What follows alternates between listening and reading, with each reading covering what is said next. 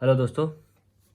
तो स्वागत है आप लोग का स्टडी यूपीएससी में। और चलते हैं हम अपने अगले लेक्चर की तरफ, जो कि है म्यूज़िकल इंस्ट्रूमेंट्स पे। इंडियन म्यूज़िक तो मैंने कवर कर लिया, Hindustani music, Carnatic music, folk music, classical music, semi classical music. आप लोगों ने अगर प्रीवियस वीडियो नहीं देखी है तो जाएँ देखें और मुझे बताएं कि वीडियो कैसी है, मैंने सारी चीज़ें कवर की हैं या नहीं की है। उसके बाद ये बस थोड़ा सा है, मैं इस पर इसको ख़त्म करके फिर आप लोगों से बात करता हूँ। थोड़ा सा टिप्स दूंगा आप लोगों को कैसे प्रीलिम्स निकालना है और कैसे मेंस के लिए आप लोगों को प्रिपरेशन करनी है। तो दोस्तों चलती है, फटाफट ख़त्म कर देते हैं म्यूज़िकल इंस्ट्रूमेंट्स। अब म्यूज़िकल इंस्ट्रूमेंट आप लोगों को कैसे होंगे, 4 टाइप के होंगे। या तो हवा से बजाने वाले, या तो ऐसा पीट पीट के बजाने वाले, या तो स्ट्रिंग जो होते हैं जैसे गिटार के होते हैं उसको खींच खींच के बजाने वाले, ऐसे होंगे। और एक छोटा छोटा एक ऐसा जो आप लोग देखे ना कि वो बैंजो देखा है आप लोगों ने, बैंजो वैसा थोड़ा थोड़ा ऐसा मार मार के बजाने वाले। चलिए ठीक है। तो जैसे इंडियन म्यूज़िक में अभी देखिए मेरे पास ये फटेला पेपर है, मैं इसी पे काम चलाता हूँ। इंडियन म्यूज़िक में अभी आप लोग अगर जाओगे म्यूज़िकल इंस्ट्रूमेंट्स में, म्यूज़िकल इंस्ट्रूमेंट अगर आप देखोगे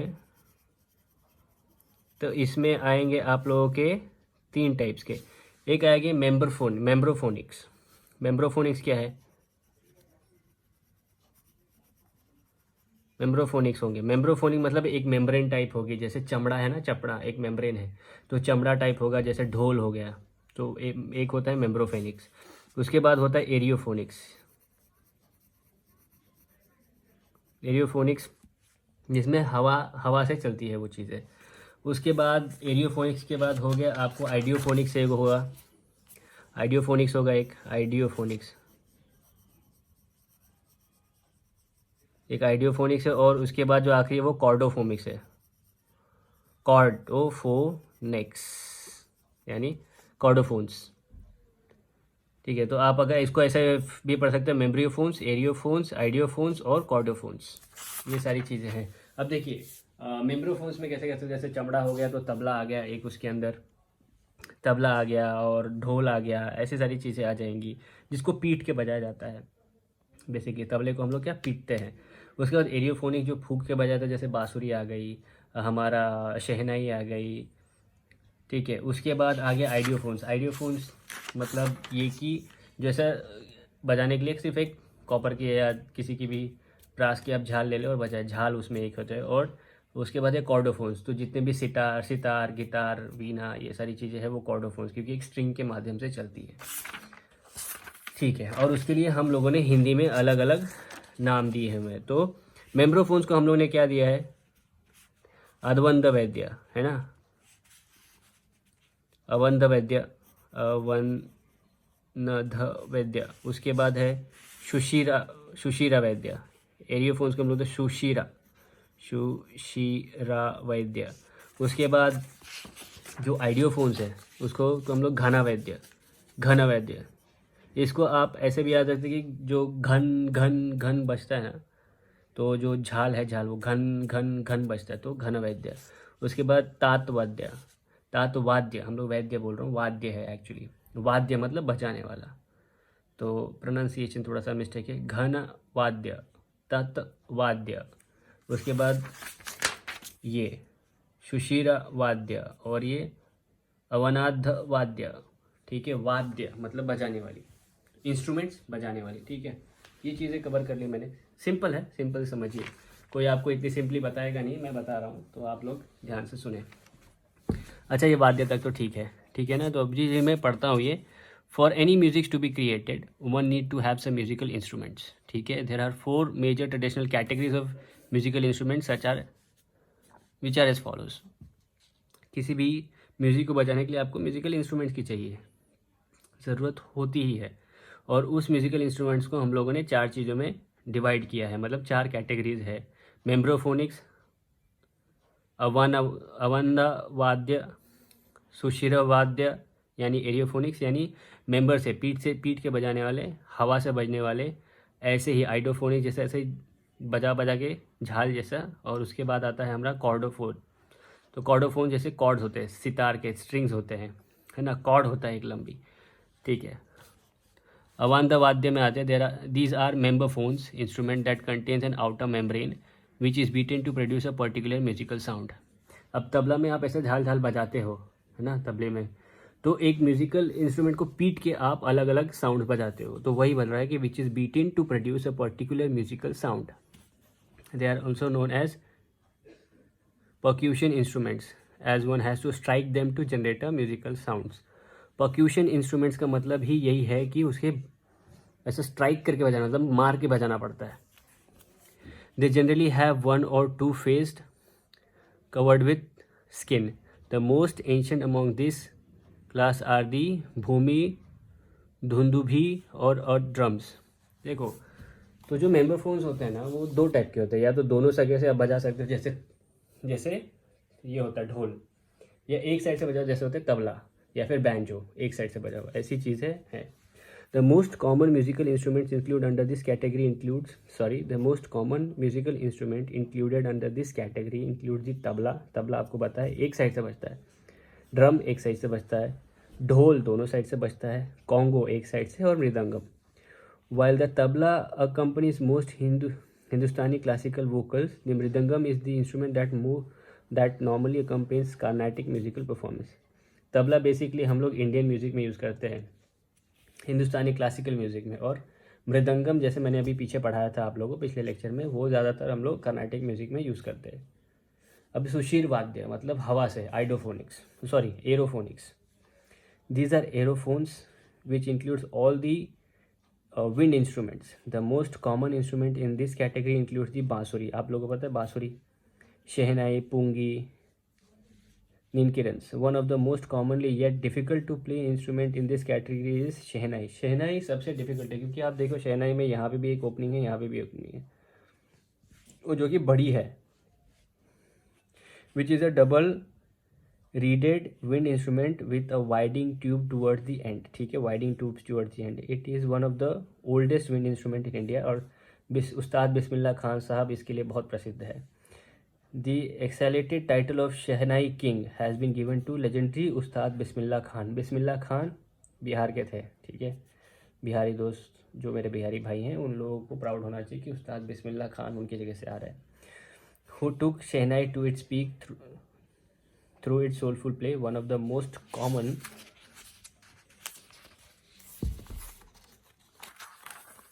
instrument that can be found in almost every household is the flute। बांसुरी हर किसी के घर में पाई जाती है, सबसे कॉमन है ये, which has been used since Vedic period। it was initially called the nadi or tunava and became a revered object within the image of Lord Krishna playing a flute because an icon of the Hindu and flute becomes an icon of the Hindu imagination। one of the most famous Indian flutists is Pandit Hariprasad Chaurasia. बांसुरी पंडित हरिप्रसाद चौरसिया बहुत अच्छा बजाते हैं, ठीक है। घन वाद्य, this is the genre of the non drum percussion instrument that does not requires tuning. अब जैसे ड्रम में आपको ढोल में ट्यूनिंग की जरूरत पड़ती है, आप है ना, वो थोड़ा सा खींचो कि अच्छा ठीक है ये थोड़ा सा ऐसा ट्यूनिंग की जरूरत, पर ये एक ऐसा पर्क्यूशन इंस्ट्रूमेंट है, यानी बजा मतलब ऐसा मार के बजाने वाला इंस्ट्रूमेंट है जिसको ट्यूनिंग की ज़रूरत नहीं पड़ती है घन वाद्य में। They are also called as idiophones instrument. The most popular example of ghan vadya include दी मंजीरा, जल तरंग, कच्छ तरंग, घुंघरू, घतम, अर्थवेयर, पॉट्स, ड्रम्स एंड करताल। देखो घन वाद्य में वो वाद्य आएंगे जिनको ट्यूनिंग की ज़रूरत नहीं पड़ती, तो जैसे घुंघरू को ट्यूनिंग की ज़रूरत नहीं पड़ती है, मंजीरा को जो ट्यूनिंग की नहीं पड़ती है, घतम को नहीं पड़ती है, ऐसे सारे इंस्ट्रूमेंट को ट्यूनिंग की ज़रूरत नहीं पड़ती है। Manjira and jhanjh is a small brass symbol that is generally used in religious ceremonies। Archaeological excavation have been dated manjira from as far back as the Harappan civilization। The purpose of this instrument is to keep rhythm and time with the song that is being sung। ये उसका main purpose है, ये मंजीरा है जिसको हम लोग normally झाल कहते हैं, झाल। तत्वाद्य, दीज आर दी कॉर्डोफोन्स और स्ट्रिंग इंस्ट्रूमेंट। दिख रहा है आपको वीणा पे छोटे छोटे तार लगे हुए रहते हैं, आप देखोगे ना गिटार पे तो आप लोगों को दिख रहा है ना, तो जैसे गिटार ऐसा होता है ना, ऐसा एक तो उसके ऐसा ऐसा स्ट्रिंग लगी हुई होती है ना, तो इसको बोलते हैं कॉर्ड्स। और कॉर्डोफोन्स मतलब ये कॉर्ड वाले इंस्ट्रूमेंट, तो इसमें आएगा वीणा, ठीक है, गिटार, फिर क्या बोलते हैं, सितार, ये सारी चीज़ें इसमें आ जाती है. दीज आर दी कॉर्डोफोन्स और string instrument that functions best when their sound is modified by hands. There are three major types of tata instruments. Boyd मतलब आपने देखा वायलिन कैसे बजता है, violin, void. These instruments where the sound is created by drawing a bow across the strings. For example, the sarangi, dilruba and violin. दिलरुबा भी आपने देखा होगा, छोटा ऐसा एक दिलरुबा होता है, जैसा एक छोटा सा, आप देखो राजस्थान में ऐसा एक बनाया जाता है, ऐसा ऐसा ऐसा, और उसके ऊपर एक ऐसा स्ट्रिंग, और इसके ऊपर इसको ऐसा घसा जाता है, ठीक है ना, दिलरुबा. Plectral. These instruments the instruments where the strings are plucked by the fingers or by a plectrum of wire or horn. For example, sitar, veena, tanpura, and guitar. Those instruments that are struck by a small hammer or pair of sticks. For example, the gottuvadyam and swaramandalam. इसमें एक तो प्लेक्ट्रल मतलब जिसके हम लोग string से खींचते हैं ना, तो गिटार के ऐसे खींचते हैं और हम लोग हाथ से बजाते हैं. पर जो दूसरा तीसरा कैटेगरी आता है उसमें आप लोगों ने वो वाला देखा है ना, वो वंदे मातरम वाला एक वो सॉन्ग है, ऐसा बजता है, उस पर वो धीरे धीरे ऐसा स्ट्राइक करते हैं, वो तीसरी कैटेगरी में आता है. India has produced several outstanding artists in the field of tata instrument. The Bangesh family were considered to be the pioneer of sarod in 20th century. There are several gharanas for playing the sitar. For example, Jaipur, Varanasi, Etawah, Imad Khani gharana. The veena, which is one of the most ancient and revered instrument, belong to goddess Saraswati.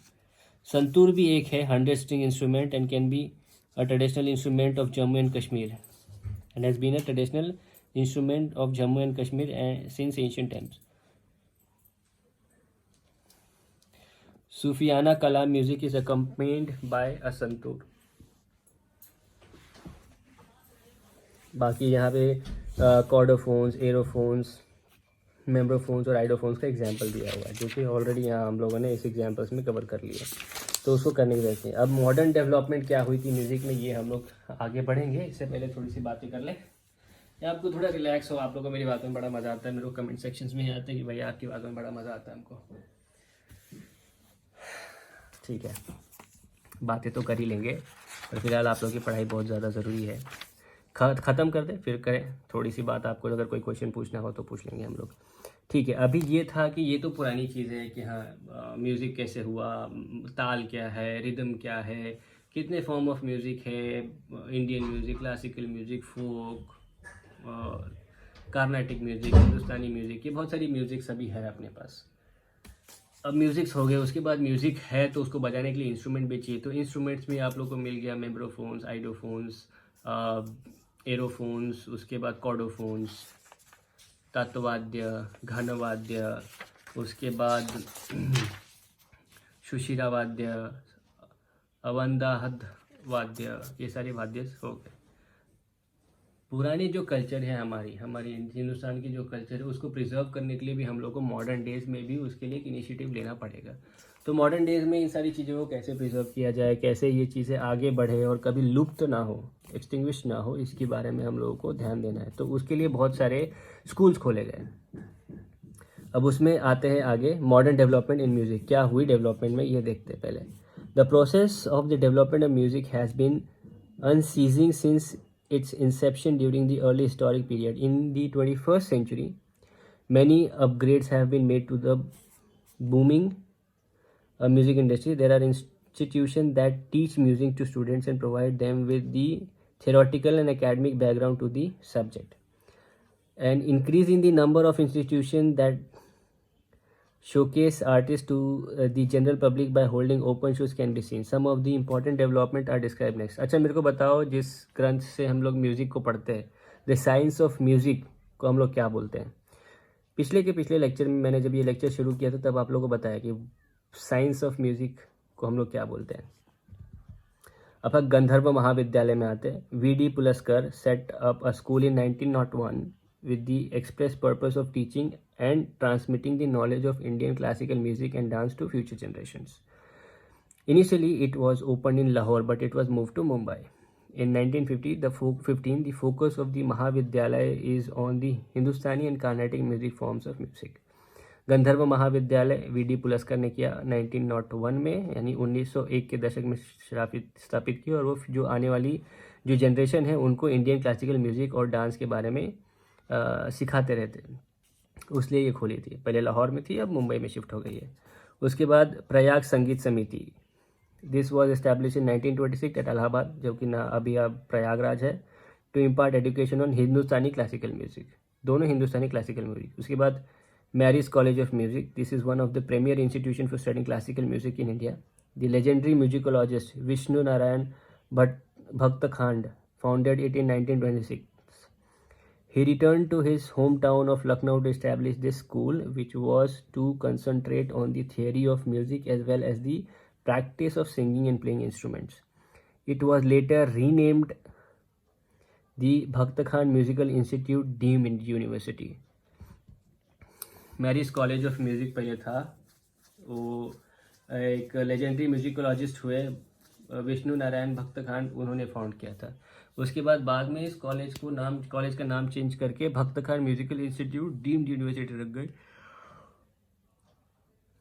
और यहाँ पे हम लोग हिंदुस्तानी music को सिखाते थे और dance को भी सिखाते थे, थ्योरी और पूरा practical singing playing instrument play करने को भी सिखाया जाता था।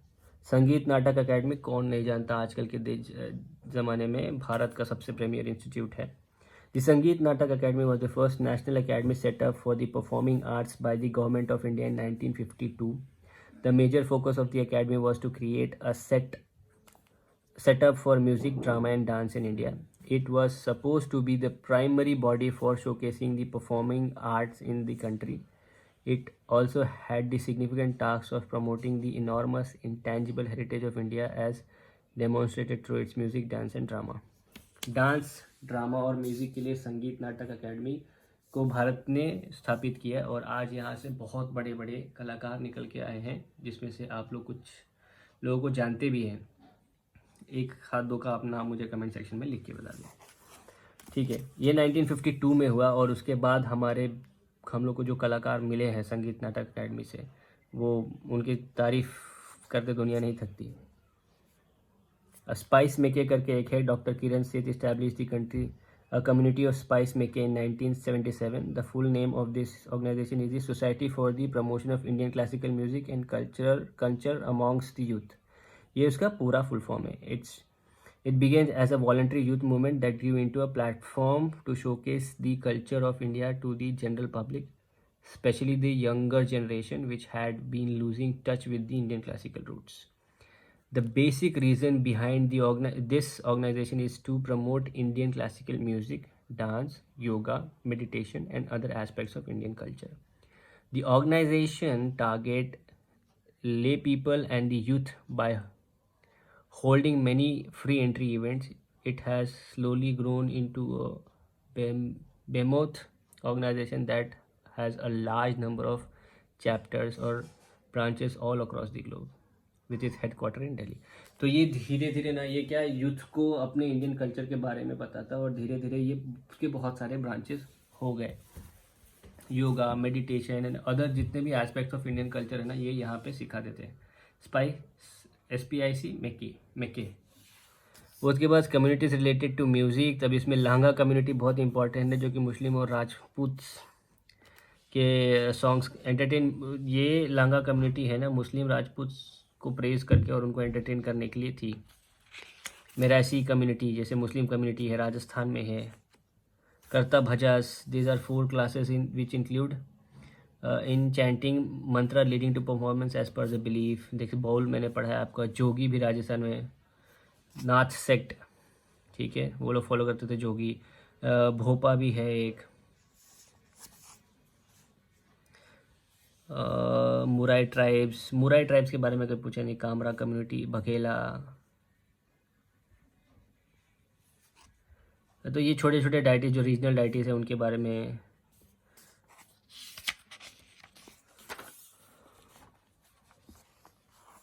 ठीक है, अभी देखिए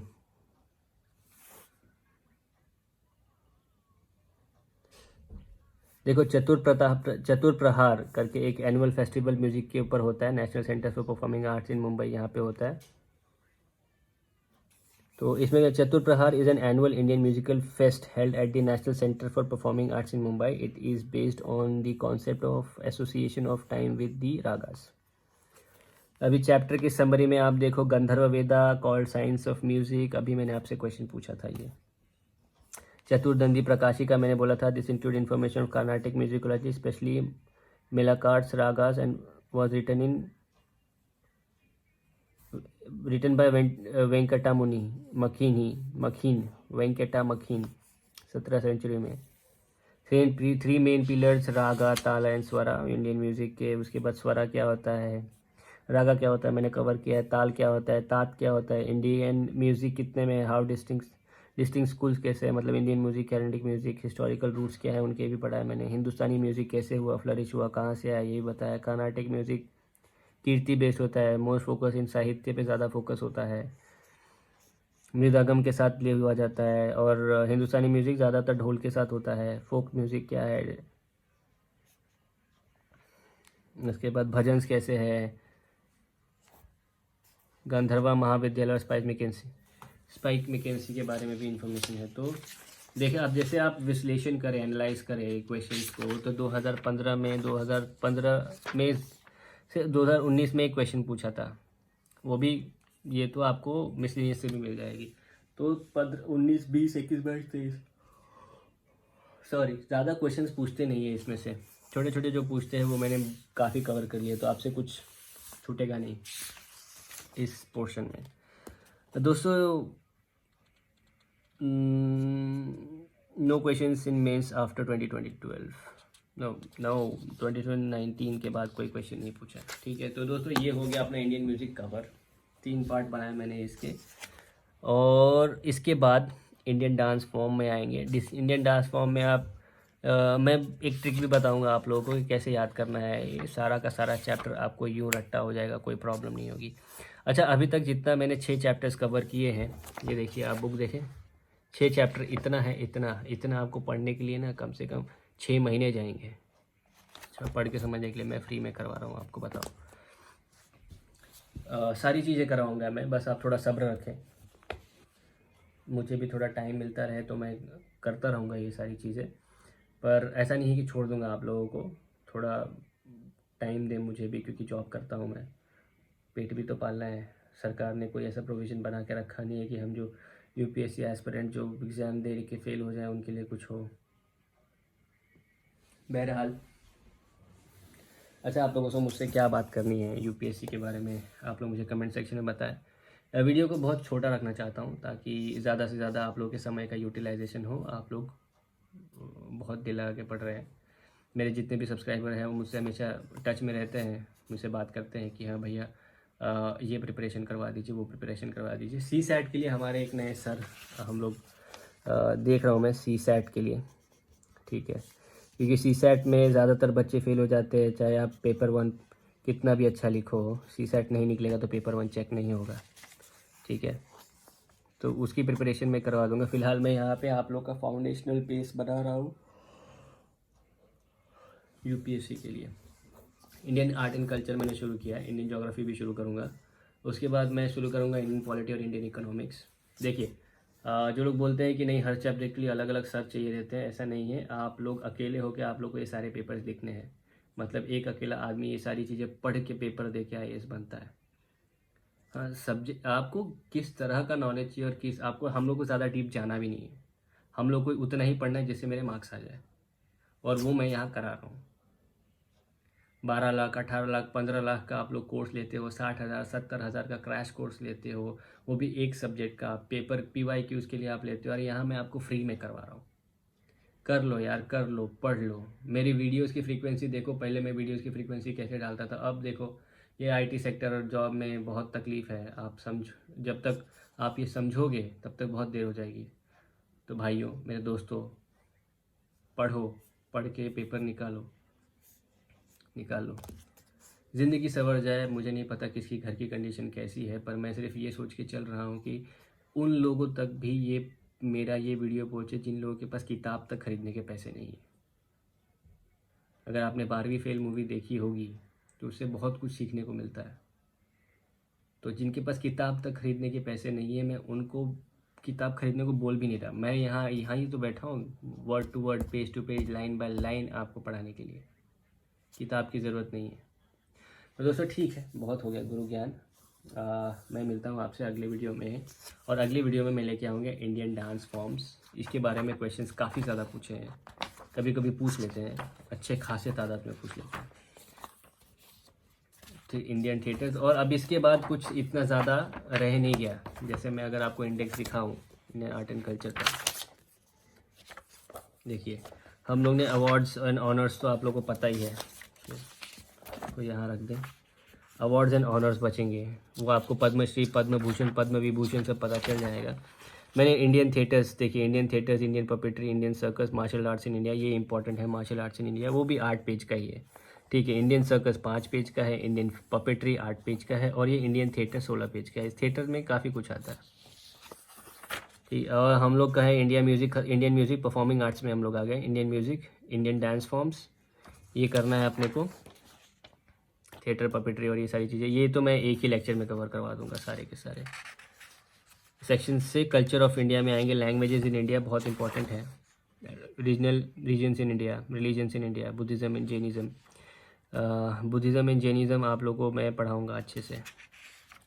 इंडियन लिटरेचर, ये सारी चीज़ें, ठीक है दोस्तों, कवर करते हैं हम लोग धीरे धीरे। आप लोग बने रहें मेरे साथ। मैं मिलता हूँ आपसे अलग वीडियो में। तब तक आप इस वीडियो को जितना ज़्यादा शेयर करें उतना अच्छा है, जितने ज़्यादा सब्सक्राइबर्स बढ़ाए उतना अच्छा है, ठीक है। मिलते हैं।